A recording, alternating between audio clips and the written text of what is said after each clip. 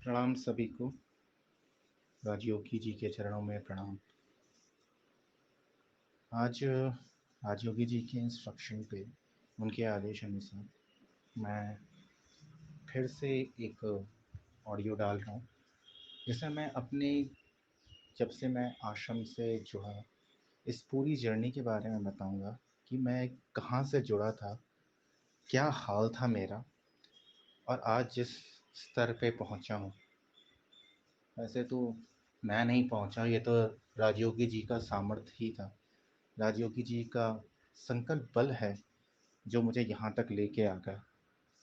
नहीं तो अगर मुझ में ही इतना कैलिबर था तो पहले किसने मुझे रोक रखा था। खैर, तो राजयोगी जी के आदेशानुसार वो ये चाहते हैं कि मैं अपनी पूरी जर्नी का डिटेल आप लोग को बताऊं। पिछले ऑडियो वीडियो में भी काफ़ी प्यार मिला लोगों का, लेकिन वो प्यार मेरे लिए नहीं था। वो प्यार उस संकल्प शक्ति का था, उस बल का था जो राजयोगी जी के पास है, जो वो आप सबको बांटना चाहते हैं, जो वो आप सबको देना चाहते हैं। खैर, 2016 के आसपास लगभग आई गॉट मैरिड, और 2017 में पहली बार मेरी जो वीडियो, राजयोगी जी की जो वीडियो थी, फर्स्ट टाइम था जो मैंने उनके चैनल में देखा। क्योंकि उस टाइम पे एक रैंडमली एक वीडियो आ गई जिसमें उन्होंने अप्सरा तिलोत्मा के बारे में बताया था कि उन्होंने कैसे सिद्ध किया, ये क्या किया, वो क्या किया। तो पहले मैं इन सब चीज़ों पे कोई ख़ास यकीन करता नहीं था। एक अप्सरा का सर्च मारो तो 1000 वीडियो आ जाती हैं, तो मुझे कोई इस पे इतना यकीन था नहीं। इसीलिए मैंने ज़्यादा ध्यान से वो देखा भी नहीं। एक उड़ती नज़र से देखा, और थोड़ा सा पसंद तो आ गई थी वीडियो, नो डाउट।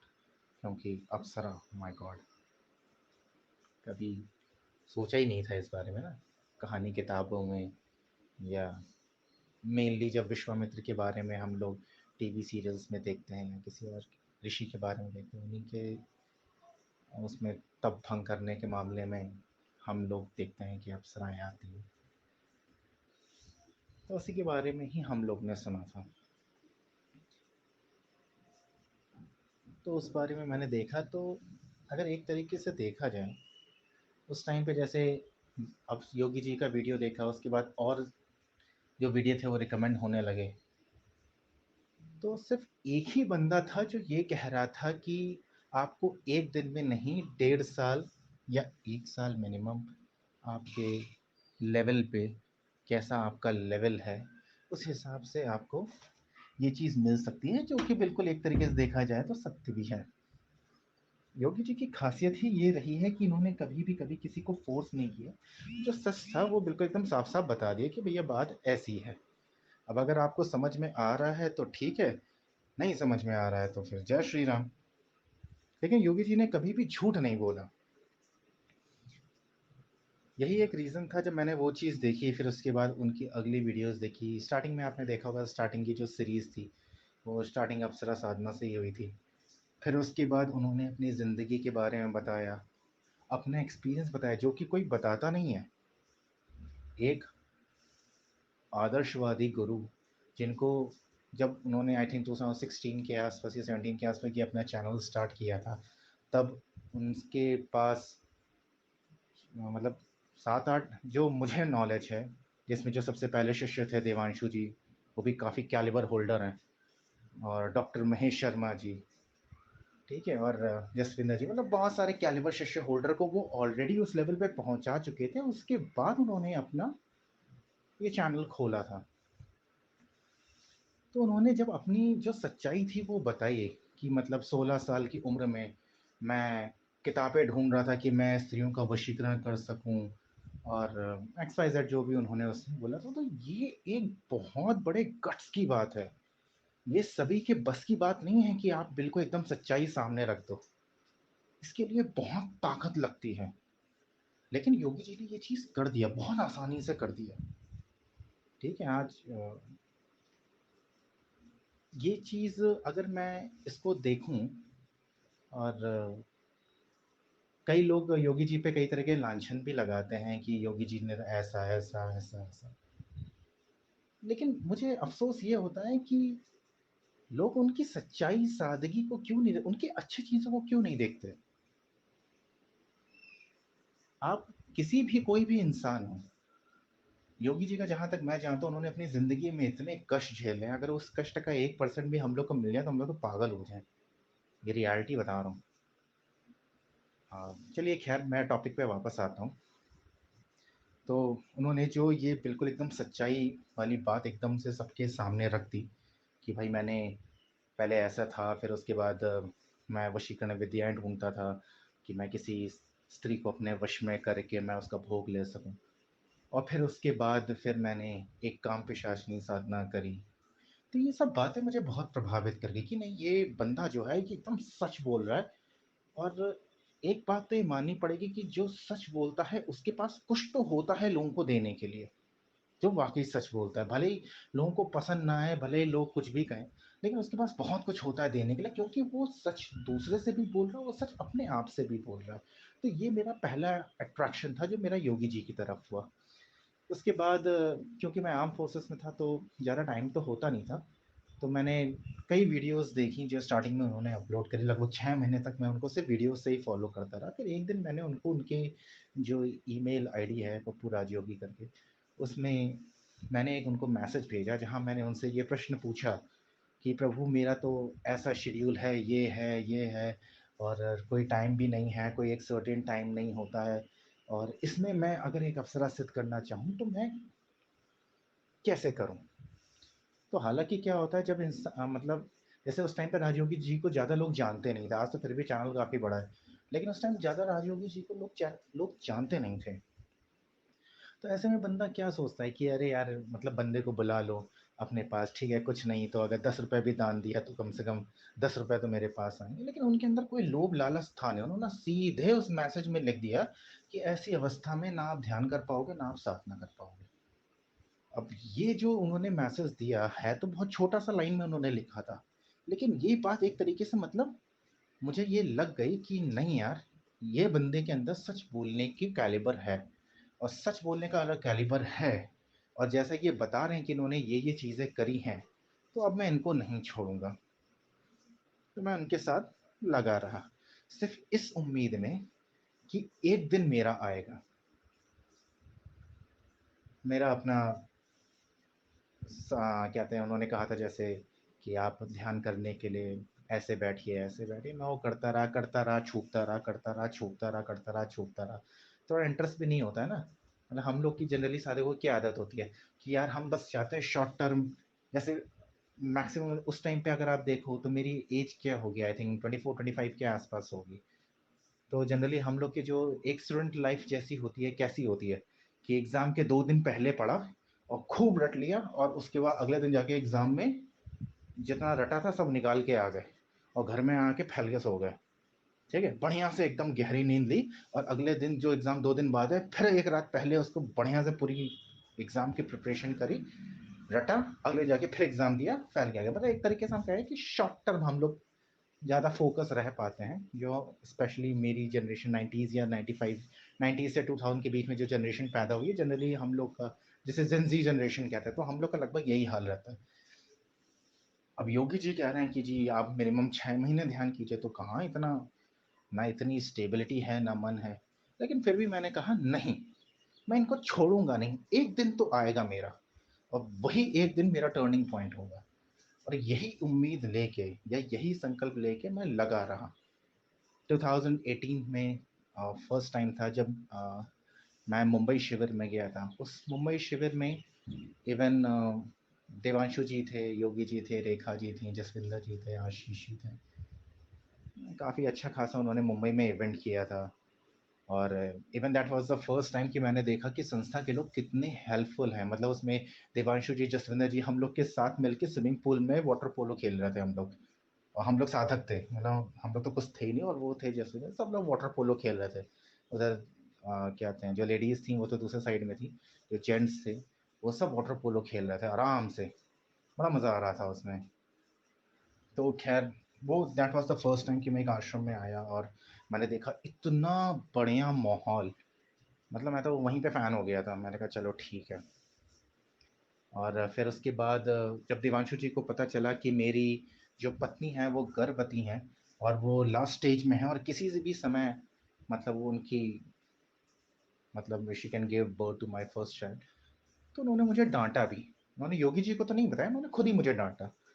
उनका ये कहना था कि इस टाइम पे जब आपकी पत्नी को आपकी सबसे ज़्यादा ज़रूरत है, इस टाइम पे आप यहाँ संस्था में बैठे हुए हैं, क्या नौटंकी है ये? आप कभी फिर आ जाते। तो मेरा उनसे एक ही चीज़ था कि प्रभु, मुझे ना कभी टाइम पे छुट्टी मिलती है, अगर कभी टाइम पे छुट्टी मिले तो वो कैंसिल हो जाती है। तो मतलब मैं अगर ये शिविर नहीं आ पाता ना, तो मुझे खुद नहीं मालूम है कि मैं शिविर आ पाता कि नहीं आ पाता, या मैं आज आ गया हूँ तो अगला शिविर कब आऊँगा, मुझे नहीं पता है। और मैं आज ही आ गया, यही बहुत बड़ी बात है। क्योंकि उसी टाइम पे एक ऐसा पीरियड पड़ा कि उसमें छुट्टी पड़ी, तो जसविंदर जी तो बगल में, मैं लुधियाना पोस्टिंग था तो जसविंदर जी बगल में फगवाड़ा में ही रहते थे, तो वहीं जाके थोड़ा बहुत मिल के हालचाल पूछ लिया, कैसे क्या करना है पूछ लिया, या जसविंदर जी से फ़ोन में बात कर लिया, अगर इतना भी टाइम नहीं है तो फ़ोन में ही बात करके पूछ लेते थे। नहीं तो जनरली ज़्यादा कुछ कर नहीं पाते थे हम, शेड्यूल ही ऐसा रहता था। खैर, तो देवांशु जी ने ये डांटा, भले ही उन्होंने डांटा, लेकिन उनके अंदर जो एक प्यार था कि मतलब देखो, इस ये बंदा अपनी वाइफ को छोड़ के आ गया है, एक वाइफ के पास होता ही कौन है, हस्बैंड ही होता है। तो उन्होंने इस चीज़ के लिए डांटा, जो मुझे कोई बुरा लगा भी नहीं, लेकिन खैर मैंने उनको बता दिया। वहाँ पे मैंने अपनी जो भी चीज़ें योगी जी ने बताई सीखी, अच्छा एक्सपीरियंस रहा। और एकदम घर जैसा माहौल, खाना भी बहुत अच्छा था, मतलब खाने में स्वाद ही आ गया था। जो वो मराठी लेडीज़ थी जो मिलके पूरा किचन चलाती थी, बहुत बढ़िया, एकदम घर जैसा खाना। तो खैर, उस शिविर के होने के बाद मैं वापस आया, फिर जो चीज़ें बताई थी फिर किया, फिर छूटा, फिर किया, फिर छूटा। लेकिन हुआ क्या था, जब शिविर से वापस आया था तो मैं एक साधना की दीक्षा लेके आया था। तो जैसे ही दीक्षा लेके आया था, तो घर जैसे ही पहुंचा तब तक वाइफ को पेन हुआ, उनको जाके मैंने आर्म फोर्सेस हॉस्पिटल में एडमिट किया, and my first child came to the existence. मेरा बच्चा आ गया था धरती में, तो आ गया तो सूतक लग गया। सूतक लग गया तो वो साधने का ऐसे ही था कि इतने से इतने टाइम के बीच में आप स्टार्ट कर लो तो ठीक है, नहीं स्टार्ट कर पाओगे तो ऐसा प्रॉब्लम रहता है। वो दीक्षा का जो ऊर्जा है वो उतना काम नहीं कर पाता है। तो खैर, वो साधना मेरी ऐसे ही चली गई। फिर उसके बाद छुट्टी खत्म हो गई, छुट्टी खत्म हो गई तो फिर वापस ड्यूटी में चले गए, तो फिर वही सेम रूटीन जो हम लोग का रहता है चलता ही रहा। उस साधना के बाद फिर ऐसे ही लटक झटक चलता ही रहा। फिर उसके बाद फिर वहाँ से लुधियाना से मैं हार्ड पोस्टिंग चला गया लद्दाख में। लद्दाख गया तो फिर तब मुझे ये पता चला, जैसे एक क्योंकि मैं गुरु जी के चैनल को हमेशा फॉलो करता था, उनके जो क्वेश्चन आंसर्स होते थे उसको फॉलो करता था हमेशा। अब उस क्वेश्चन आंसर में गुरुजी ने एक बार लिखा कि इंसान के पास अगर बिल्कुल ही समय नहीं है तो वो कुछ ना करे, देवी बगलामुखी का जो कवच पाठ है उसको जरूर करना चाहिए, क्योंकि देवी बगलामुखी एक जागृत देवी है, तो उसको एक जरूर आपको करना चाहिए। और आज देवी बगलामुखी के बारे में ज़्यादा बताने की ज़रूरत है नहीं, संस्था में काफ़ी लोग हैं जो लाभान्वित हैं उनकी कृपा से। तो मैंने जब ये चीज़ देखा, मैंने कहा हाँ, ये चीज़ तो कर सकता हूँ, तो वो करने लगा। एक दूसरी प्रॉब्लम हमारे साथ ये भी होती है ना कि जैसे आप कोई चीज़ कर, अब जैसे आप फैमिली के साथ नहीं रह रहे हो, जैसे लुधियाना में तो फैमिली के साथ था, लेकिन अब जब थर्सडे वो फैमिली स्टेशन नहीं था, या लद्दाख गए तो फैमिली स्टेशन तो था नहीं वो।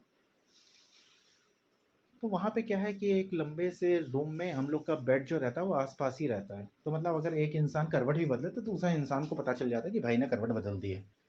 तो इतना पास पास रहता है। अब ऐसे कंडीशन में आप वहाँ ध्यान करोगे और सुबह उठ के फूं फूं करोगे, या आप प्राणायाम करोगे, तो मज़ा आपको आएगा नहीं, पहली चीज़। दूसरी चीज़ क्या, लद्दाख में ठंड बहुत होती है, मतलब वहाँ गर्मी में भी इनर पहनते हैं हम लोग। तो आप वहाँ, वो जो 2 साल का पीरियड था जो हार्ड पोस्टिंग का था मेरा, वो पोस्टिंग ऐसे ही चली गई, कुछ नहीं कर पाए। लेकिन हाँ, बस जो गुरु जी का एक उसमें लिखा था, तो कवच पाठ जो था वो मैंने अपना करना चालू कर दिया। वो मेरी ज़िंदगी का था फर्स्ट स्टेप। जैसे कहते हैं ना, जैसे बच्चा जब चलना स्टार्ट करता है, क्या घुटने में चलना स्टार्ट कर रहा है, तो वो समझ लीजिए कि वो मैंने वैसे घुटने से चलना चालू कर दिया था। ध्यान अभी तक नहीं कर पा रहा हूँ, अभी तक भी स्थिर बैठना नहीं आता है, और अगर बैठते भी हैं तो कैसे पालती मार के बैठ रहे हैं। अभी देखते जाइएगा, पालती मार के बैठ रहे हैं, ध्यान नहीं कर पा रहे हैं, क्योंकि जनरली जब हम रूम पे आते थे तो सारे लोग आ चुके होते थे, जब हम जाते थे तो उस टाइम रूम खाली होता था, लेकिन तब हम ड्यूटी पे होते थे, तो ऐसे करके सीन चल रहा है। अब उसके बाद फिर जब पूरी लद्दाख की पोस्टिंग ख़त्म हुई, वापस आया, तो फिर चॉइस पोस्टिंग मुझे मिल गई, मुझे होम टाउन। तो मैं होम टाउन अपने आ गया, फिर यहाँ पे आया, फिर मैंने बैठना चालू किया। तो बैठना चालू किया तो अब होम टाउन में पोस्टिंग में यही है, घर से अप डाउन है, घर के भी काम, मतलब जो आप बंदा बाहर रहता है, जब वो घर में आ जाए तो एक्सपेक्टेशन बढ़ जाती है कि ठीक है यार, तुम्हारी गवर्नमेंट जॉब है तो तुम ही अब घर तुम संभालो, भाई माँ बाप भी बुजुर्ग हो गए तो घर आप संभालो, किचन वाइफ संभाल रही है, अब जो बच्चे हैं वो कूद फान कर रहे हैं इधर से उधर, फिर उसको संभालो, ड्यूटी करो, ड्यूटी से वापस आओ, खाना खाया, सो गए, मतलब यही तीन चार ही काम रह गए थे। और फिर उसके बाद फिर नाइट ड्यूटीज़ बहुत लगती थी वहाँ होम टाउन पोस्टिंग में। क्योंकि एक ये भी होता ना कि भले ही आर्म फोर्सेस के अंदर मीडिया घुस नहीं पाता है, लेकिन रियलिटी ये है, जैसे एक हम लोग के जो अपर जो ऑफिसर्स होते हैं, जो बैठे होते हैं, वो ये हमेशा कोशिश करते हैं कि पीस टाइम में भी बंदों को इतना इंगेज रखा जाए कि जब वॉर टाइम आए ना, तो उनको ये ना लगे कि हमारे ऊपर कोई ज़्यादा लोड पड़ गया, नहीं तो फिर वॉर टाइम पे चीज़ें खराब हो जाएंगी। तो ये एक साइकोलॉजी रहती ही है। तो आप कितना पीस पोस्टिंग में भी चले जाओ, वहाँ भी वो तेल निकाल के ही रखेंगे आपका। अच्छी भी बात है, जो मतलब जो मैंने देखा। तो यही चीज़ें करते रहे, फिर उसके बाद कभी बैठा, कभी नहीं बैठ पाए। अब इसी के बीच में क्या हुआ कि फिर मैंने ये डिसाइड किया, नहीं ऐसे काम तो नहीं चलेगा। मतलब गुरुजी से जुड़े हुए भी मुझे तब तक 4 साढ़े 4 साल हो चुके थे। तो फिर मैंने कहा यार ऐसे काम तो चलेगा नहीं, ऐसे तो हम परेशान हो जाएँगे और मैं कभी ज़िंदगी में आगे नहीं बढ़ पाऊँगा। क्योंकि मैं ये चीज़ देखता था जो गुरुजी की संस्था में, कि मतलब कई साधक नए आ गए, नए आके वो और आगे बढ़ चुके हैं, और मैं वहीं का वहीं खड़ा हूँ, यहाँ तो मुझे बैठना ठीक से नहीं आता है। मैंने कहा नहीं, ऐसे काम नहीं चलेगा। देवी बगलामुखी का कवच पाठ तो एक तरफ चल ही रहा था, और उसमें मैंने कभी ज़्यादा नियम कवच पाठ में मैंने माना भी नहीं, मतलब अगर नहीं टाइम है तो चलते-चलते पढ़ लेता था, और टाइम है तो बैठ के भी पढ़ लेता था। कोई नियम नहीं माना मैंने, मतलब बस जैसे चल रहे हैं तो चप्पल या जूता होना चाहिए पैर में, और उसके बाद कर रहे हैं, और कुल मिला के ऐसे ही चलता रहा। फिर मैंने ये डिसाइड किया, नहीं अब मुझे बैठना तो सीखना ही पड़ेगा, नहीं तो ऐसे तो बहुत डिले हो जाएगा। क्योंकि जब ये मालूम ही है कि आर्म फोर्सेस किस साइकोलॉजी पे रन करती है, तो ये हिसाब से टाइम तो कभी मिलेगा ही नहीं, और टाइम मिलेगा नहीं तो हम तो पीछे रह जाएंगे। तो फिर मैंने धीरे धीरे बैठना चालू किया, बैठते 9-10 मिनट तक पहुंच गया। फिर 9-10 मिनट तक पहुंचे, फिर उसके बाद एक संस्था की, उस टाइम तक वैसे मैं गुरुजी का सिर्फ चैनल देखता था, कनेक्टेड था मैं देवांशु जी से। क्यों? क्योंकि देवांशु जी लखनऊ में रहते थे, इजी एक्सेस था, तो देवांशु जी से कनेक्टेड थे हम। तो देवांशु जी ने एक बार बीच में कहा कि आप ये वाली एक्स वाई जेड, जैसे चलिए नाम ही बता देता हूँ, शकुनी साधना आप कर लीजिए। क्यों शकुनी साधना मैंने चॉइस करी, इसका एक रीज़न, बहुत अच्छी साधना है पहली चीज़। दूसरी चीज़, इसमें कोई अनवांटेड एक्सपीरियंस नहीं होंगे आपको। मतलब ऐसा नहीं कि कोई आके कोई टच करके चला जाए आपको, या तो बोले हिल गए आप। एक्सपीरियंस हम लोग का था नहीं ना उतना, मतलब भूत तो सिर्फ कहानियों में सुने थे, है ना, कभी तो ये सोचा नहीं था कि ऐसी चीज़ें करेंगे। और जैसे कि मैं बता चुका हूँ कि तामसिक साधनाओं के प्रति, मतलब वैसा ही हाल होता है हम लोग का, कि जैसे हॉरर मूवी से डर बहुत लगता है लेकिन देखने में मज़ा भी बहुत आता है। तो तामसिक साधनाओं की तरह अट्रैक्शन ज़्यादा ही होता है सबका। तो वो शकुनी साधना कोई तामसिक साधना थी नहीं, फर्स्ट थिंग। सेकंड थिंग, संस्था में कई लोगों ने शकुनी साधना कर रखी थी जिसका वो लाभ भी उठा रहे थे। थर्ड थिंग, एक मेरे साथ ये भी था कि कम से कम अगर मैं करूँगा, और अगर ये चीज़ सफलतापूर्वक मैंने कर ली और मैंने देखा इसका अच्छा इम्पैक्ट है, तो मैं अपनी वाइफ को करा दूंगा, है ना? कि ठीक है, मैं जॉब कर रहा हूँ, वाइफ हाउस वाइफ है, और कल को बच्चे जब थोड़े से बड़े होंगे तो वाइफ ये कर लेगी, then she can tackle the जो भी उनका इन्वेस्टमेंट वाली चीज़ें हैं, थोड़ा सा उनको इंटरेस्ट भी रहता है, तो शी कैन टैकल दैट। और ये सारी चीज़ें मैंने सोच के मैंने ट्राई किया। चौथे दिन की साधना थी, वो कंप्लीट जैसे हुई, रात में कोई एक भाई साहब परछाई बन के मेरे पास से आके निकल गए, और ये चीज़ मैंने भी देखा, मेरी वाइफ ने भी देखा। दोनों के कान बिल्कुल खड़े हो गए, गूज़बम्स आ गए, हाथ के जितने रोए थे सब खड़े हो गए। मैंने अगले दिन ही साधना ड्रॉप कर दी। फिर उसके बाद मैंने कहा कि ना भाई, मतलब मैंने तो सुना कुछ और था, ये मतलब आप इस लेवल को देखिए कि उस टाइम, इस पर्टिकुलर टाइम पे जहाँ मैं ये साधना बैठा हूँ, एक तरीके से आप ये कह लीजिए फट्टू भी बहुत था मैं, एक लोकल लैंग्वेज में बता रहा हूँ, मतलब डरता बहुत था, ठीक है? ज़्यादा टाइम तक बैठ नहीं पाते थे। शकुनी साधना चुनी इसलिए थी क्योंकि उसमें 3 माला करनी होती है, बस दैट्स इट। कोई हवन नहीं, कोई ध्यान नहीं, कुछ नहीं होता, बस 3 माला करनी होती है और 15 दिन की साधना, ज़्यादा इसमें वो है नहीं तामझाम ना। इसीलिए मतलब शकुनी साधना बेस्ट इसी में की, ठीक है? लेकिन छोड़ क्यों दिया? क्योंकि बाद में पता चला कि ये जो हमारा जो घर है, यहाँ पे हम लोग रह रहे हैं, वो एक मुस्लिम कब्रिस्तान के ऊपर बना हुआ है। तो कोई किसी भाई साहब ने मंत्र सुना होगा, वो आके मैंने कहा देखे ना जरा कौन है वो कड़कड़ कर रहा है कान के ऊपर, तो आके घूम के धीरे से निकल गए। अच्छा, हमने तो साधना तुरंत छोड़ दी, मतलब इस लेवल के डरपोक थे साधना के मामले में। और अब ये सही है गलत है पता नहीं, क्योंकि देखिए जिस चीज़ को आप देख सकते हो उस चीज़ से आप लड़ सकते हो, जिस चीज़ को आप देख ही नहीं सकते उस चीज़ को आप लड़ो कैसे? अब इसमें एक इंसिडेंट और हो गया कि मेरी मतलब जिस तेल से मतलब शक्ति साधना में जो दिया के लिए जो तेल का इस्तेमाल करते थे, तो उस तेल को मेरी माँ ने अगले दिन, उन्होंने कहा अरे तेल का डब्बा बाहर रखा है, ये बच्चे भी ऐसे ही हैं, उन्होंने उठा के देवी माँ के सामने जलाया, और जैसे ही जलाया जा रही तब तक तेल पलट गया। तो बाद में मुझे पता चला, मैंने अपनी माँ से कहा भी कि क्या ज़रूरत थी आपको मेरा तेल का इस्तेमाल किया, उनको तो नहीं कह सकते कि भाई मैं कौन सी साधना कर रहा हूँ, लेकिन उनको पता चल गया कि ये कुछ तो कर रहा है ये, तो खैर इस वजह से भी मुझे छोड़ना पड़ा। कई सारी चीज़ें थी जिसकी वजह से ये पहली साधना मेरी भंग हो गई।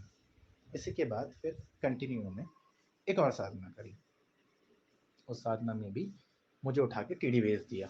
ले ले है ना ऊपर लद्दाख में, वहाँ टीढ़ी भेज दिया, वो साधना भी खंडित हो गई। तो फिर मैंने काफ़ी टाइम बाद ये रियलाइज़ किया कि अरे यार, अब देखिए होता क्या है ना कि आप एक तो कोई भी चीज़ आप करने के लिए जो आपका कभी कोई पास एक्सपीरियंस है नहीं, कोई इंटेंशन है नहीं, तो आप क्या करते हो कि मतलब चलो ठीक है इसको थोड़ा सा हम ट्राई करते हैं, तो उस ट्राई करने के चक्कर में आप बिल्कुल अगेंस्ट योर पर्सनालिटी है, आप चीज़ बड़ी मेहनत से कर रहे हो, और तब तक ये चीज़ें खंडित हो जा रही हैं क्योंकि you can not say to arm forces duties, right? तो फिर मैंने कहा छोड़ो यार ये सब। जब ले से मैं वापस आया तो मैंने देखा कि एक वीडियो में देखा था जिन्होंने, जिसमें गुरु जी ने कहा था कि दीपक जी तंत्र योग की शिक्षा दीक्षा दे रहे हैं, तंत्र मतलब पूरा ग्रुप चला रहे हैं जिसमें वो क्रियाएं कराते हैं, और मेरे हिसाब से सबको इसको ज्वाइन करना चाहिए। हमने कहा यार ये सही है, क्योंकि ऑनलाइन शिक्षा दीक्षा है, चाहे इधर बैठो चाहे उधर बैठो, कोई जगह चेंज करने का झंझट नहीं, ये सब कोई झंझट नहीं, आराम से बैठ के ट्रेनिंग लेते हैं, आगे बढ़ते हैं। और दीपक जी को भी फ़ोन किया, पैसे ऑनलाइन जमा कर दिए, और उनके सामने भी अपनी लंबी लंबी छोड़ दी हमने कि अरे दीपक जी 10-15 मिनट तो हम ऐसे मजाक मजाक में बैठ जाते हैं, क्या बात कर रहे हैं आप सिखाइए तो हमें। दीपक जी ने कहा चलो आओ भाई देखते हैं कितने बड़े साधक हुआ।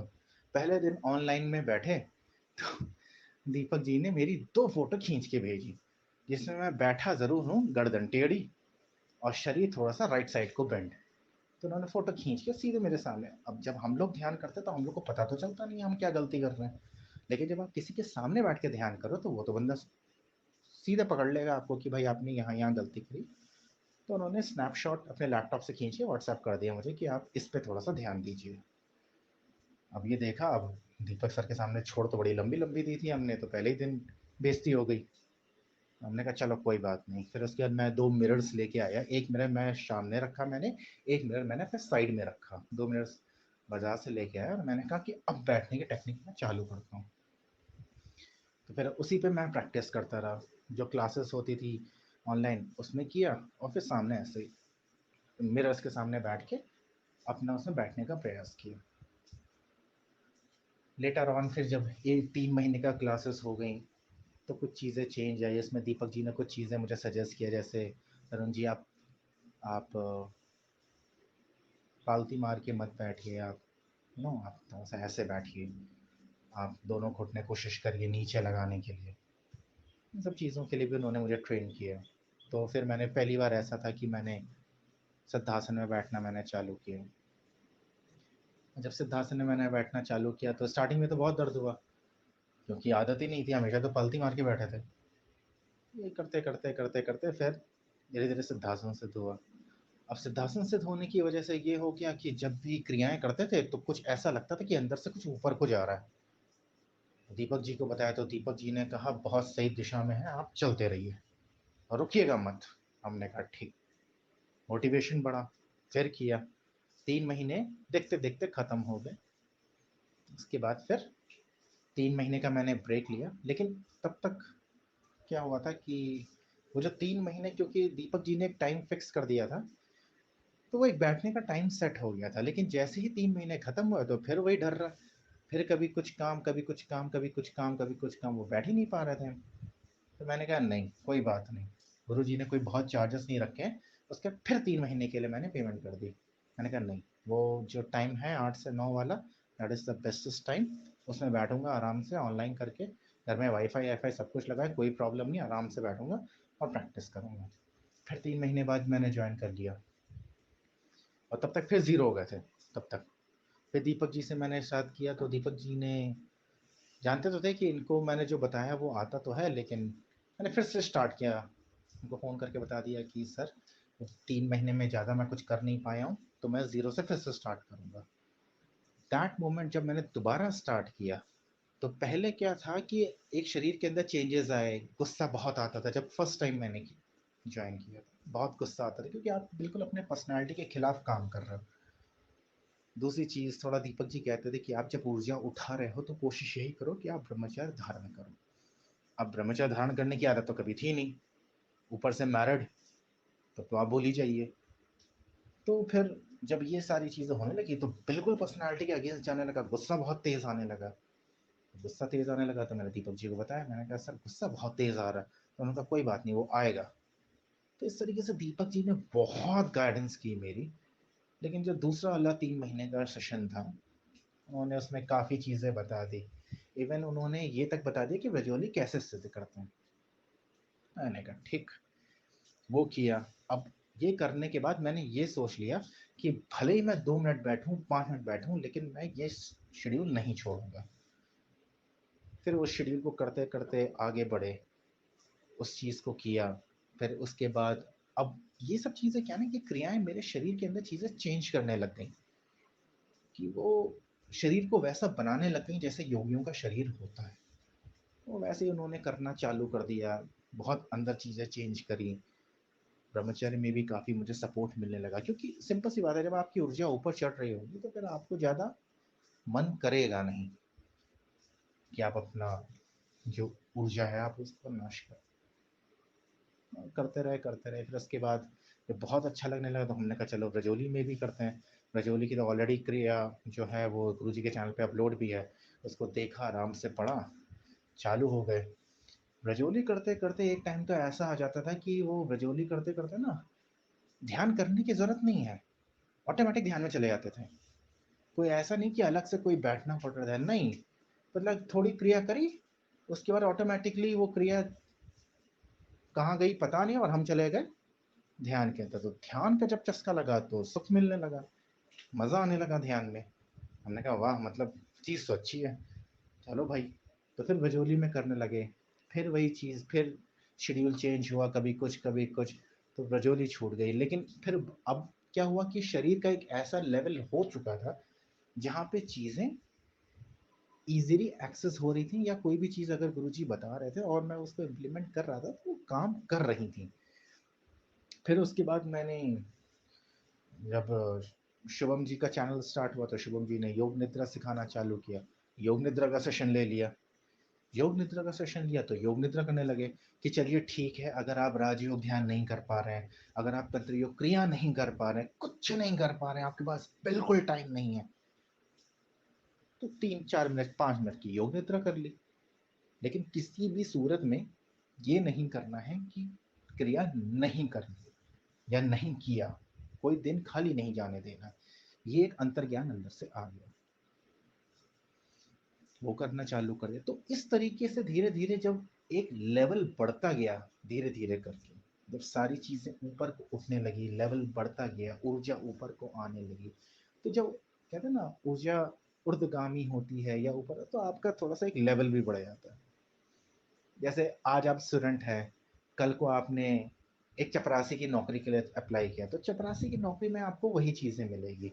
फिर चपरासी की नौकरी अप्लाई करने के बाद आपने कहा नहीं मुझे और ऊपर जाना है, फिर आपने एक पीसीएस स्टेट लेवल का या स्टेट लेवल के जो अधिकारी होते हैं उसका एग्जाम क्रैक किया, तो आपका थोड़ा लेवल बढ़ा, थोड़ा ज्ञान बढ़ा, सर्कल आपका वैसा बन गया।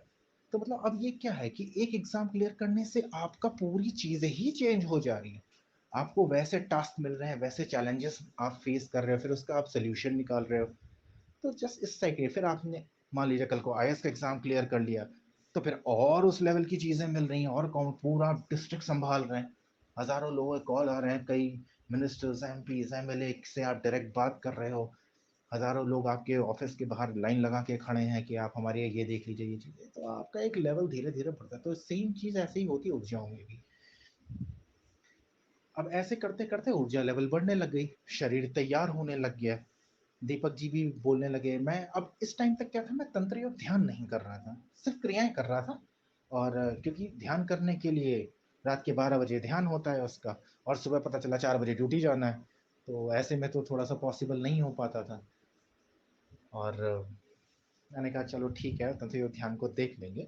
लेकिन जब योग निद्रा हो गई तो योग निद्रा में भी लगभग अगर एक तरीके से देखा जाए तो मतलब एक तंत्र योग की क्रिया हो रही है, योग निद्रा में ये चक्र शुद्धिकरण हो रहा है, और ध्यान जो हो रहा है वो तंत्र योग तरीके का ही ध्यान हो रहा है। तो मुझे योग निद्रा बहुत पसंद आने लगा।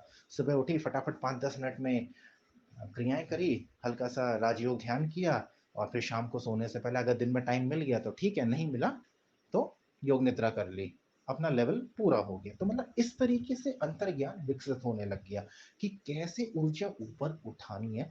कहाँ एक टाइम पे ऐसा बुरा हाल था कि ब्रह्मचर्य नहीं मेंटेन कर पा रहे थे, और कहाँ एक टाइम पे ऐसा हाल हो गया कि अंतर्ज्ञान भी आने लग गया, ऊर्जा के लिए क्या करना है क्या नहीं करना है, क्या अच्छा है क्या बुरा है, सारी चीजें आना चालू हो गई। फिर उसके बाद लास्ट ईयर जो पटना शिविर था, जो मेरा सबसे चेंजिंग मोमेंट था, जिसमें गुरुजी ने सब कुछ पलट के रख दिया। अभी तक भी जो चीजें होती थी, इसमें भी ये था कि भले ही इतनी सारी चीजें कर रहे थे, लेकिन फिर भी जो ऊर्जा थी वो बीच बीच में गड़बड़ हो जा रही थी, क्योंकि खाने का कोई टाइम नहीं है सर, है ना, कोई खाने का टाइम नहीं फिक्स है। जब खाने का टाइम ही आपका फिक्स नहीं है तो फिर वो ऊर्जा ऊपर नीचे करेगी ना। आप पूर्णमासी देख रहे हो ना, बढ़ते चांद की, जैसे बढ़ता चांद की अष्टमी के बाद अगर आप चावल को थोड़ा कम नहीं कर रहे हो तो शरीर में पानी का लेवल बढ़ने लगेगा। तो चंद्रमा जब अपने फुल लेवल पे होगा तो फिर जब ज्वार भाटे इतने उछलते तो हमारे अंदर भी ऊर्जा उछलेगी, तो हो गया पतन आपका। सिंपल सी बात है ना। तो ये बहुत सारी चीजें थी जो पहले नहीं सोचते थे, लेकिन फिर धीरे धीरे इन सब बारे में सोचना चालू किया। अब बढ़ते चांद की जैसे ही अष्टमी तक पहुंचता है, मैं उसके बाद तुरंत चावल खाना या तो कम कर देता हूँ, नहीं तो बंद कर देता हूँ। कोई भी एक हफ्ते में कोई भी एक दिन देख लिया, उसमें फास्ट रख लिया। और जब अगर बढ़ते चांद वाले में है तो उस हफ्ता जो वो होता है, अष्टमी से लेके पूर्णमासी तक, उसमें एक दिन तो पक्का फास्ट रखता हूँ। फास्ट का मतलब ये नहीं कि कुछ नहीं खाना, फास्ट का मतलब, मेरा जो फास्ट का मतलब होता है, आप कुछ नहीं खाएंगे तो काम ही कैसे कर पाएंगे। तो मेरे फास्ट का सिर्फ ये मतलब होता है कि एक ऊर्जा का लेवल इंक्रीज ना हो जाए, हद से ज्यादा इंक्रीज ना हो जाए। खैर, पटना शिविर में आए, गुरु जी के पैर छुए और उनको अपनी चीजें बताई कि गुरु जी इतने साल हो गए, and that was the moment जिसका मैं इंतज़ार कर रहा था, जो मैंने आपको स्टार्टिंग में बताया था कि एक दिन तो मेरा समय आएगा और उसी समय के लिए मैं योगी जी के साथ बना हुआ था इतने टाइम से। बस वो जैसे ही पैर छुए और पैर मतलब थोड़ा-सा मतलब योगी जी से आशीर्वाद माँगा कि प्रभु मैं कुछ करना चाहता हूँ, और योगी जी ने वहाँ से चीज़ें देखी और उन्होंने जो भी शिविर में पूछा था, भाई हम तो सच-सच बता देते थे कि योगी जी या गुरु जी ये चीज़ें मेरे साथ, जैसे आपने जो क्रिया कराई उसमें मुझे ये अनुभव हुआ, ये अनुभव हुआ, तो उनको लगा कि भाई ये इस बंदे में कुछ डेवलपमेंट के चांसेस उन्हें दिखे परसेंटेज। उन्होंने जो भी शरीर सर के ऊपर हाथ रखा, आज्ञा चक्र में उंगली देके जो भी संकल्प लिया, फिर वहाँ से चीज़ें चेंज होनी चालू हो गई। वहाँ से जैसे ही बाहर निकला, जैसे मैंने पिछले वीडियो में भी अपने बताया था, वहाँ से निकलते ही 10 दिन के अंदर में एक बेताल तुल्य शक्ति सिद्ध कर ली, वो भी एक दिन के अंदर में। This was the first moment जो मैंने एक्चुअली एक दिन भी नहीं कहेंगे, 1 घंटे के अंदर में ही सिद्ध कर दी। वो फर्स्ट मोमेंट था। नहीं तो अगर बेतालों को देखा जाए, क्योंकि ये जो एक उन्होंने पॉइंट दिया था, जैसे पटना शिविर में ही दिया था उन्होंने, जो मैं जानता हूँ कि कहीं और कहीं पॉइंट उन्होंने दिया नहीं था ऐसा कुछ, जो साधना के रिगार्डिंग वो सिद्ध हो गई। अब वो सिद्ध हो गई, बेताल ही हाथ में आ गया, तो फिर तो मज़ा आने लगा। जो चीज़ चाहते थे, मतलब मान लीजिए जैसे मैंने एक पेपर सबमिट किया और एक और पेपर बंदे ने सबमिट किया, तो उस बंदे का काम हो रहा है 1 महीने बाद, मेरा हो रहा है 24 घंटे के अंदर में। तो पता तो आपको चल ही जाता है कहाँ। एक्चुअली थोड़ा-सा ये भी होता है कि जो काम करने वाले बंदे ना, वो ज़्यादा जुगाड़ बना नहीं पाते। जुगाड़ इन द सेंस जो एक होता है ना कि थोड़ा-सा व्यवहार बना नहीं पाते हैं। तो हम जैसे लोगों के काम हमेशा ही रुकते रहते हैं कहीं न कहीं। लेकिन अब क्या हो रहा है कि रुक ही नहीं रहा है काम कोई। मतलब जो जुगाड़ वाले बंदे हैं वो पानी भर रहे हैं मेरे सामने। वो 10 जगह फ़ोन भी लगा रहे हैं तो भी उनका काम नहीं हो रहा है, और हम तो कुछ नहीं कर रहे हैं, नॉर्मल एक फॉर्म भी ड्रॉप कर देना तो पता नहीं वो कहाँ-कहाँ से घूम के मेरे पास आ जा रहा है अप्रूव होके। बड़ा मज़ा आने लगा। ख़ैर फिर 1 डेढ़ महीने तक हमारे साथ रहा, बहुत बढ़िया दोस्ती रही, मज़ा आया। मतलब जैसे कहते हैं ना कि जो कहा जाता है कि बेताल वफ़ादार होता है, तो वाक़ई वफ़ादार होता है वो, इसमें कोई डाउट नहीं है। वो मतलब अगर आप उसका वचन, उसके साथ हुए वचन निभा रहे हो, तो कोई प्रॉब्लम करेगा नहीं वो, आपका उल्टा साथ देगा। तो ये मेरी पहले, इससे पहले इस बेताल साधना से पहले 3 साधना करी थी जो विफल रही थी, और ये मेरी पहली सक्सेसफुल साधना है। तो यहाँ से चीज़ें चेंज हो गई, अंतर्ज्ञान और इंक्रीज़ हो गया, कई चीज़ें पता चलने लग गई। अब इस अंतर्ज्ञान का महत्व इस साधना के बाद क्या हुआ वो मैं आपको बताता हूँ। जैसे मैं हम लोग का क्या था, जैसे स्ट्रेस लेवल हम लोग बढ़ा, तो हम लोग क्या लिकर ड्रिंक करते हैं, दारू पीते हैं, मतलब सिंपल भाषा में। तो दारू पीने के बाद क्या होता है, जनरली लोग हंगामा करते हैं। अब मैं क्या करता था, दारू पीने के बाद मैं ध्यान करने लगता था, क्योंकि योग एक ऐसी क्रिया है, इस क्रिया के बाद आप ये कह ही नहीं सकते कि जनाब मेरे अंदर ये कमी है। योग कमियों को मानता ही नहीं है, आपकी कमियां ही आपकी सबसे बड़ी ताकत है। ये योग सिखाता है। ये दुनिया में और कोई विद्या ये ज्ञान नहीं दे सकती आपको। आप चाहे कोई भी विद्या उठा के देख लो, हर कोई ये कहेगा आप ये आदत छोड़ दीजिए, आप ये, हाँ डेफिनेटली जो ड्रिंकिंग आदत है ये एक अच्छी आदत नहीं है, लेकिन योग से मैंने इसका इस्तेमाल करके मैं ध्यान करने लग गया, इसका इस्तेमाल करके मैं योग निद्रा करने लग गया। अब योग निद्रा कर रहे हैं तो कंसंट्रेशन और लेवल बढ़ रहा है। जनरली क्या होता है, ड्रिंक करने के बाद हम सिगरेट पीते हैं, तो सिगरेट पीते हैं तो तंत्र योग की वजह से पेट में मन आ गया, तो पेट खींच रहे हैं, तो वो मतलब सिगरेट ले रहे हैं तो पेट में जा रहा है वो, और जब वापस छोड़ रहे हैं तो मतलब पेट से ही सांस लेने की क्रिया करने लगा मैं। ठीक है, तो इसमें भी मजा आ रहा था कि वो छोड़ रहा है तो ब्रजोली का सेकंड क्रिया लग रही है कि उड़ियान बंद भी लग रहा है और मूल बंद भी लग रहा है। बड़ा मजा आने लगा, हमने कहा वाह, ये बढ़िया है भाई जी। फिर इसी से अब मतलब ये मैं आपको छोटे छोटे एग्जाम्पल बता रहा हूँ, जो सवाल मैं पूछ रहा हूँ वो सवाल का जवाब मिलने लग गया। जैसे अभी मैं आपको बताता हूँ, हाल में ही मैंने एक आज्ञा चक्र पे सवाल पूछा था। इंसिडेंट था क्या कि जो अश्वत्थामा था, अश्वत्थामा के चेहरे में मणि थी, मतलब सर पे मस्तक में मणि थी। ये मणि क्या डिनोट करता है, क्यों थी उसके पास ये मणि, और भगवान कृष्ण ने मणि ले लिया तो इसका मतलब क्या हो गया। जो लास्ट में उसने ब्रह्मशिरा चला दिया था एक पेट में बच्चे के लिए कि पांडवों का वंश खत्म, तो इसका मतलब क्या था। तो जवाब अंतर्ज्ञान से यह है कि अश्वत्थामा जब पैदा ही हुआ था, क्योंकि वो गुरु द्रोण का शिष्य था, द्रोण शिष्य एंड पुत्र द्रोण जो थे वो भगवान परशुराम के शिष्य थे, तो जो द्रोणाचार्य थे उनको ये मालूम था कि आज्ञा चक्र में मन रखने का क्या होता है। अब गुरु द्रोण के और कोई पुत्र था नहीं, एक ही पुत्र था जो भी उन्होंने महाशिव से तप करके उनको प्राप्त किया। तो उन्होंने वरदान में ही ये मांगा कि मुझे एक ऐसा पुत्र चाहिए जिसका मन पैदा होते ही आज्ञा चक्र पे हो। तो जिस बच्चे का मतलब, अगर आप पूरा एक बच्चा पैदा हुआ उसका मन पहले से ही आज्ञा चक्र में है, मतलब उसको अंतर्ज्ञान फर्स्ट डेट से ही मिल रहा है, तो आप पूरी महाभारत आप उठा के देख लो, कहीं भी आपको ये ज्यादा मिलेगा नहीं कि द्रोणाचार्य ने अश्वत्थामा को बहुत विद्या दी। सिर्फ एक ही जगह आपको मिलेगा कि वो जब वो एक विद्या दे रहे थे चक्रव्यूह की रचना की, कि अर्जुन खेल रहे थे तो वो उनके पास आ गए, नहीं तो आपको कहीं ज्यादा मिलेगा नहीं। क्योंकि अश्वत्थामा उसे अंतर्ज्ञान का इस्तेमाल करके ही सारी चीजें सीख जाते थे। वरना एक गुरु के लिए आसान चीज नहीं है। मतलब 100 तो कौरव है, 5 पांडव हैं, और उसके बाद उनका पुत्र भी है, और सोना भी है, उठना भी है, अपनी क्रियाएं भी करनी है, अपना तप भी करना है, अपना योगा भी करना है, तो इतना गुरु के पास टाइम था कहाँ। लेकिन अश्वत्थामा सीखता ही चला गया, और एक अच्छे लेवल का मतलब योद्धा था वो। जो बंदा ब्रह्मशीर अस्त्र एक घास के तिनके से कर दे, मतलब ठीक है अर्जुन के पास ये बल होगा, लेकिन मतलब और किसी के पास ऐसा देखा नहीं हमने, कोई महाभारत में ऐसा कोई वर्णन था नहीं। और भगवान कृष्ण ने क्या किया, उसका जो वही आज्ञा चक्र में जो मन था, वो श्राप से उस मन को हटा दिया। हटा दिया तो जो सुषुम्ना नाड़ी थी उसकी वो डीएक्टिवेट हो गई, क्योंकि वहीं से ऊर्जा चढ़ रही थी, वो डीएक्टिवेट हो गई। तो उसके बाद कहा कि तुम दर दर भटकते रहोगे कष्ट में। तो कष्ट क्या है कि ऊर्जा तो आपके ऊपर चढ़ ही नहीं रही है, और ऊर्जा अगर ऊपर नहीं गई तो ऊर्जा नीचे को निकलेगी। ऊर्जा का तो काम है कहीं ना कहीं जाना। पानी अगर दाएं से नहीं निकला वो बाएं से निकलेगा, बाएं से नहीं निकला तो कहीं और से निकलेगा, लेकिन पानी जाएगा तो कहीं ना कहीं जरूर। तो सेम हाल ऊर्जा का भी होता है। ऊर्जा एक तरीके से नदी की तरह ही काम करती है, कि दाएं से आपने रोका तो बाएं को चल देगा, बाएं से रोका तो दाएं को चल देगा। तो जब ऊर्जा ही नीचे थी तो वही उसके लिए, जिस बंदे ने कभी इस चीज को कभी देखा ही नहीं, जन्म के साथ ही उसकी ऊर्जा ऊपर चढ़ रही थी, क्योंकि आगे चक्र में उसका मन स्थिर था। ये इसी तरीके से इसको एक कैसे एग्जांपल समझाऊं मैं आपको। ओके, जैसे आप अपने कमरे में एक बड़ा सा मैग्नेट लगा दो, तो उस मैग्नेट को लगाते ही आपके आसपास के जितने आयरन ओर की चीजें होंगी, जो आयरन ओर से चीजें होती हैं जैसे लोहा और जो चीजें होती हैं, वो तुरंत ऑटोमेटिक उछल के उससे जाके चिपक जाएगी, आपको कोई मेहनत करने की जरूरत नहीं।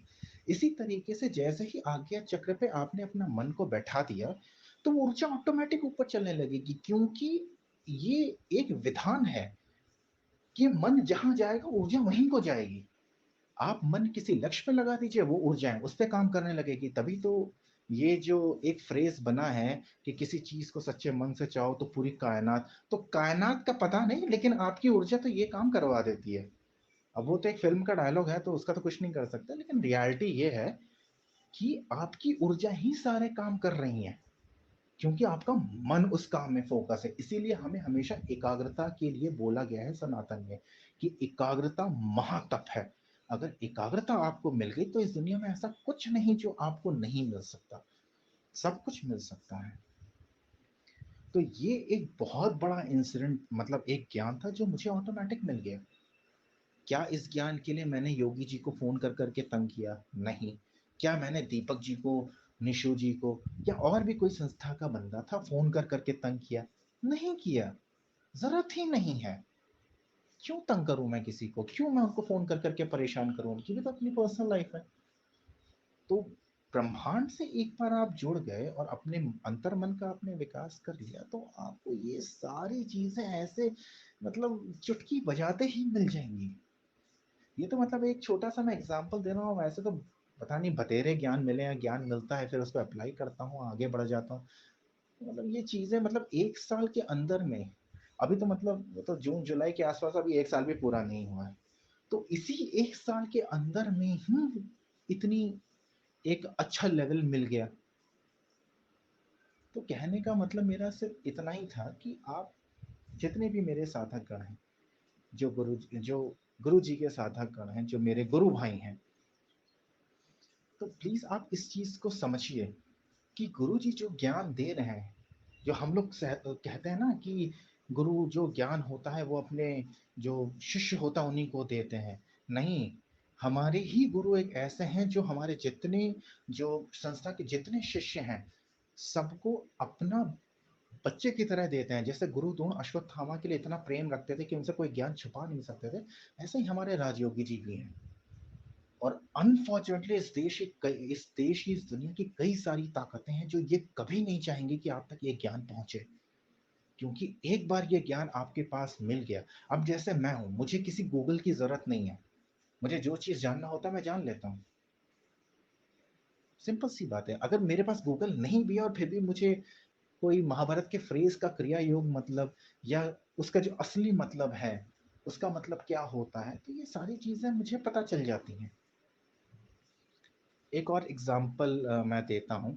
गुरु जी के अपने संस्था में एक शिष्य हैं जो यू नो महामाया देवी बगलामुखी के मंत्रों से षटकर्म करना सीख रहे थे।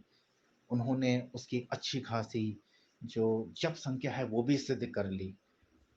तो जब वो गुरु जी के पास गए कि गुरु जी, ये देखिए मैंने ये कर लिया है और इसका प्रयोग विधि क्या है, तो भाई ये एक बहुत बड़ी बात है, एक बहुत बड़ा बल है। तो इतना बड़ा जो बल है वो गुरु जी ऐसे सहज में नहीं दे सकते, नहीं तो हो सकता है कि क्या, कौन बंदा क्या कर दे, कोई भरोसा नहीं है। तो गुरु जी ने बहुत प्यारी परीक्षा ली। उन्होंने कहा कि ठीक है, अपनी फोटो लेके आओ और इसी का वशीकरण करो। अब यहाँ पे गुरुजी ने जो चीज किया, कितना प्यार से खेला उन्होंने, क्योंकि हमारे गुरु तो मायावी भी हैं। तो ऐसे में वो बंदा अगर अपने अंतर्ज्ञान का सच में इस्तेमाल करता तो वो क्या कर सकता था। वो कहता अच्छा अपने को वशीकरण करना है, ओके, पीछे मुड़ता, जो उसकी छाया बनी उसकी फोटो खींचता, उसकी फोटो निकाल के लाता और उसका वशीकरण करता। तो इसी तरीके से छाया पुरुष भी सिद्ध हो जाती, गुरुजी भी प्रसन्न हो जाते, उनकी परीक्षा में वो पास भी हो जाते और आगे की विद्या भी ले सकते थे। उसके आगे का क्या हुआ वो मुझे पता नहीं, लेकिन गुरुजी ऐसी परीक्षा लेते हैं जब आप सारी चीजें सीख जाते हो, क्योंकि ये उनका अधिकार भी है। अगर उनके पास वो सारी ज्ञान तुम्हें दे रहे हैं तो वो भी चाहेंगे ना कि भाई कल को तुम अश्वत्थामा की तरह किसी के ऊपर ब्रह्मशिरास्त्र ना मार दो। एक बच्चा जो कोख के अंदर, एक अपनी माँ की कोख के अंदर पल रहा है, जो अपना संरक्षण भी नहीं कर सकता, ये कितना बड़ा महापाप था। और बाद में अगर आप देखें कि वही अश्वत्थामा जो था, उसने भगवान शिव की पूजा करी। शिव की ही क्यों पूजा करी, मतलब विष्णु, भगवान विष्णु की कर लेता, उनसे श्राप मिला था, वो तो अपना श्राप वापस भी ले सकते हैं या थोड़ा सा न्यूट्रलाइज कर सकते हैं। नहीं, शिव की ही पूजा करी। शिव की पूजा इसलिए करी क्योंकि शिव रिप्रेजेंट करते हैं ऊर्जा का। शिव जो रिप्रेजेंटेशन है वो ऊर्जा का रिप्रेजेंटेशन है। तो अगर आपकी ऊर्जा नीचे है और आपने, जैसे हम लोग दिखाते हैं कि शिव पे कैसे करते हैं, पानी डालते हैं हम, तो इसको जैसे मैं लेता हूँ वो ये है कि अगर आपको बहुत कामुकता आ रही है, क्योंकि जैसे मैंने बताया कि ऊर्जा अगर ऊपर को नहीं चढ़ी तो नीचे को जाएगी, नीचे को जाएगी तो कामुकता आएगी। तो कामुकता आ रही है तो इसमें आप लेट जाओ, ये मैं अपना अंतर्ज्ञान बता रहा हूँ। आप लेट जाओ, तो लेट जाओगे तो आपकी कमर के नीचे का जो हिस्सा बनेगा ना, वो वैसे ही बनेगा जैसे शिवलिंग होता है, ठीक है। और उसके ऊपर आप ठंडा पानी डाल दो, तो क्या होगा, जैसे ठंडा पानी डालोगे ऊर्जा ऊपर को भागेगी, यही होगा ना। और ठंडा पानी डाल के अगर आपने उड़ान बंद और लगा दिया तो और ऊपर को भागेगी। तो जो कहा जाता है कि अश्वत्थामा भगवान शिव की पूजा करता है, इसका मतलब ये है कि शिव की पूजा कैसे करता है। तो ये सारी बातें सिर्फ बताने का मतलब ये था मेरा। देखिए, इस पूरे इंसिडेंट में अगर किसी को ऐसा लगा कि मैंने उनके ऊपर पर्सनल कमेंट किया है या कुछ भी किया है, देखिए मेरा कोई पर्सनल कमेंट का इरादा नहीं है।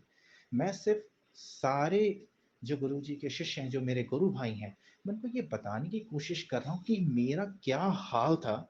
इतना बुरा हाल था मेरा कि मतलब मैं क्या बताऊँ, मतलब अगर मैं उसी हाल में रहता तो मरने के बाद पिशाची बनना था मुझको, इतना बुरा हाल था मेरा। वहां से आज देखिए कहाँ पे आके खड़ा हूं मैं। अगर एक तरीके से आप देखिए कि अपने अंतर्ज्ञान के इस्तेमाल से ही सारी चीजें कर रहा हूँ।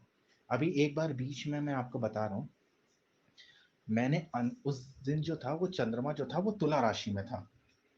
तो ओम नमः शिवाय को ही मैंने ऐसा मॉडर्न कर दिया कि वो तुला राशि के लिए अब एक ऐसा मंत्र बन गया कि अभी मैंने उसका परीक्षण किया नहीं है, लेकिन वो तुला राशि के लिए एक फेवरेबल मंत्र बन गया। तो क्या ये ज्ञान गुरुजी ने मुझे दिया? नहीं दिया। तो ये ज्ञान कैसे आया? ऑटोमेटिक ब्रह्मांड ने दिया।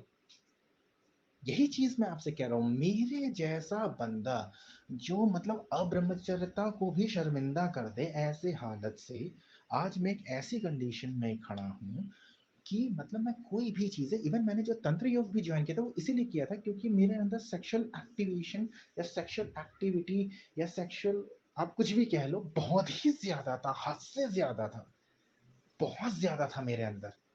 और तंत्र योग ये चीज कहता, योग तो कहता है कि आपकी कोई भी चीज गलत नहीं है, तो तंत्र योग ने क्या सिखाया कि भैया ऊर्जा नीचे जाने के बजाय उसको ऊपर उठा दो, तो हमने ऊपर उठा दिया। यही दीपक जी ने मार्गदर्शन किया मेरा, योगी जी के आदेश से, बस किस्मत बदल गई। तो जब मेरे जैसे इंसान की किस्मत बदल सकती है तो आपकी क्यों नहीं बदल सकती? बिल्कुल बदल सकती है। गुरु जी का तो संकल्प है कि वो कम से कम 100 राजयोगी बनाना चाहते हैं। अरे इस अवसर का फायदा उठाइए, बिल्कुल चरणों में लेट जाइए जाके उनके। और अगर वो कह दें कि सर के बल चढ़ के, वो सर सर नीचे पैर ऊपर करके सीढ़ी चढ़ो, तो चुपचाप चढ़ जाइए, आपके लिए वही सबसे बेहतर है। कब किस मोड़ पे वो आपको क्या दे दें कोई भरोसा नहीं है। इस पूरी दुनिया में कोई इंसान ऐसा नहीं है जो एक दिन में बेताल सिद्ध करे, एक दिन में नहीं, एक घंटे में मेरा तो सिद्ध हो गया था। तो एक घंटे में कोई एक बेताल सिद्ध करके दिखा दे और हम खड़े हैं आपके सामने सिद्ध किए हुए, बाकी तो बात छोड़ दीजिए आप। तो इसीलिए जितने मेरे गुरु भाई हैं, प्रयासरत रहें, कर्म करते रहें। मेरे जैसा बंदा जब आगे बढ़ सकता है तो आई एम डैम श्योर कि आपकी सिचुएशन तो मुझसे 2000 गुना ज्यादा अच्छी होगी। हम मेरे जैसा बंदा, मैं रियलिटी बता रहा हूँ। और गुरु जी जो भी चीज सिखा रहे, क्योंकि आगे आने वाला समय बहुत खराब है, तो मैंने तो अपना प्रोटेक्शन कर लिया है। मेरे साथ मेरी जो पत्नी है वो इस समय मतलब मुझसे प्रभावित हो गए, मतलब हम तो, हमारे जैसे गलीचे आदमी तो कोई नहीं, लेकिन मुझसे प्रभावित होकर वो मंत्र योग कर रही हैं। उनको मंत्र योग में सुख आ रहा है। जैसे मैं क्रिया करते करते ध्यान में चला जाता हूँ, वो मंत्र योग करते करते ध्यान में चली जाती हैं। भाई मैंने तो उनको कोई ज्यादा ज्ञान दिया नहीं, मैं तो छोटे मोटे जो जितना उन्होंने पूछा उतना उनको बता दिया। बताते बताते अब वो ध्यान करने लग गई हैं। जो मेरी बेटी है, मेरी बेटी सीधे पद्मासन में ही बैठती है। उसको देख के जो मेरा छोटा बेटा है, वो भी देख के करता है कि पापा कुछ तो ऐसे कर रहे, मम्मी भी कुछ करी, दीदी भी कुछ करी, तो वो भी वैसे वैसे एक्टिंग करता है। वो अभी भले ही एक्टिंग कर रहा है, तो 2 साल का है, लेकिन कुछ टाइम बाद वो भी करने लग जाएगा। तो एक तरीके से देखा जाए मेरा परिवार तो सुरक्षित हो गया है। आप अपने परिवार को सुरक्षित करने के लिए या आपको सुरक्षित करने के लिए पूरी जिम्मेदारी आपकी है। क्योंकि इस देश में जो सरकार है ना, इसको कोई मतलब नहीं है कि तुम मरो कटो या कुछ भी हो। वो धीरे से कह दे कि जी बड़ा अफसोस हुआ, और उसमें रोटी सेकने लग जाएगी। चाहे चाहे बीजेपी हो, चाहे कांग्रेस हो, चाहे कोई भी क्यों ना हो, सबका हाल यही है। यह मैं आपको रियलिटी बता रहा हूँ। सरकार को हम चुनते इसलिए हैं कि चीजें वो ना हो, लेकिन वो चीजें होने के बाद लोगों से कह रही है कि आप हमें सपोर्ट करो। अरे क्या मतलब, चलो खैर। तो आप चीजें समझ रहे हो और आप चीजें देख भी रहे हो, माहौल कितनी भयंकर तरीके से बिगड़ रहा है। ये तो खुशनसीबी है कि कम से कम हमारे देश का एक विशेष कम्युनिटी जो है वो कम से कम सिखों की तरह उन्होंने अटैक तो नहीं कर दिया प्राइम मिनिस्टर इंदिरा गांधी के ऊपर। नहीं तो अभी पूरा देश जल जाए। रियलिटी बता रहा हूँ आपको, इतने लोग पागल हैं यहाँ। एक तो अनएम्प्लॉयमेंट इतना ज़्यादा हो रखा है। ठीक है, मैं सेंट्रल गवर्नमेंट एम्प्लॉय हूँ, लेकिन बाकी जो बंदे हैं, जब मैं उन बंदों को देखता हूँ कि एक बेसिक नीड्स जो हैं वो पूरी नहीं कर पा रहे हैं, तो मतलब कहीं तो कुछ ना कुछ तो दिक्कत है। इतना मतलब हर चीज का, चलिए खैर, ये सारी चीजें मुझे बताने की जरूरत नहीं है, आप लोग खुद समझदार हैं। और टाइम भी काफ़ी हो गया है, I have taken the approximately 55 minutes, so I rest my case here. Stay tune guys, और मेहनत करते रहें, कर्मठ रहिए। Thank you, I am signing off.